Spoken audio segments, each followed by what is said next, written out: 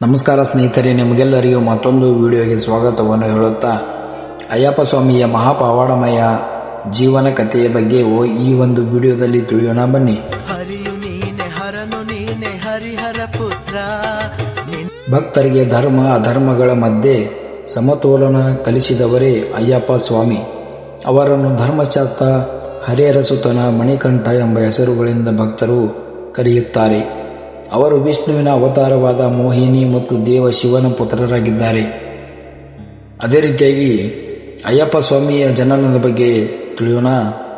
ದೇವತೆಗಳಿಗಾಗಿ ಮಾಡಿದ ದೊಡ್ಡ ಯಜ್ಞದ ಸಮಯದಲ್ಲಿ ಶಿವ ಮತ್ತು ವಿಷ್ಣುವಿನ ಮೋಹಿನಿ ರೂಪ ಇವರ ಸಂಯೋಗದಿಂದ ಒಂದು ದಿವ್ಯ ಶಿಶು ಜನಿಸಿತು.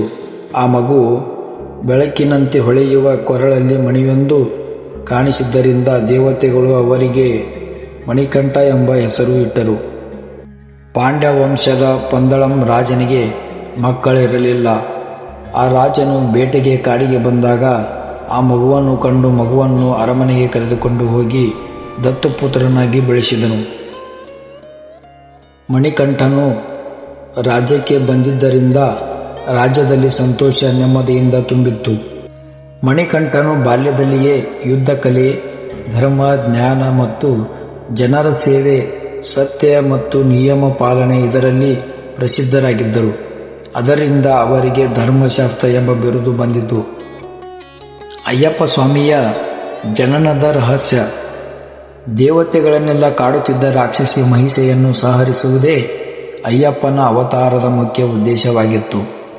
ಅಯ್ಯಪ್ಪ ಯೌವನಕ್ಕೆ ಬಂದಾಗ ಮಹಿಷಿಯನ್ನು ಯುದ್ಧದಲ್ಲಿ ಸೋಲಿಸಿ ದೇವತೆಗಳಿಗೆ ಕಾಪಾಡಿದನು ಮತ್ತು ಅವರಿಗೆ ಶಾಂತಿ ತಂದು ಕೊಟ್ಟನು.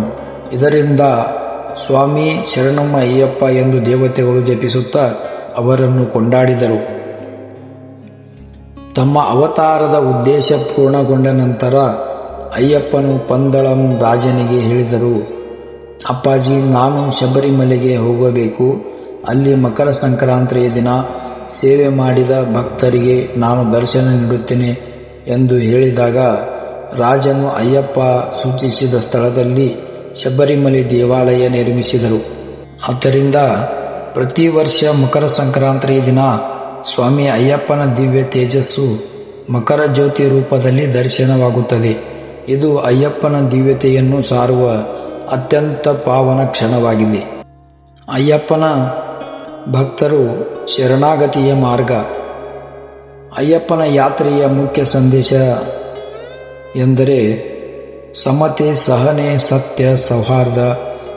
ಭಕ್ತರು ಕಪ್ಪು ನೀಲಿ ವಸ್ತ್ರ, 41 ದಿನ ವ್ರತ, ಇರುಮುಡಿ ಪೆಟ್ಟಿಗೆ, ಸ್ವಾಮಿ ಶರಣಂ ಅಯ್ಯಪ್ಪ ಎಂಬ ಜಪ, ಕಾಡು ಪರ್ವತ ದಾಟುವ ಮಾರ್ಗ.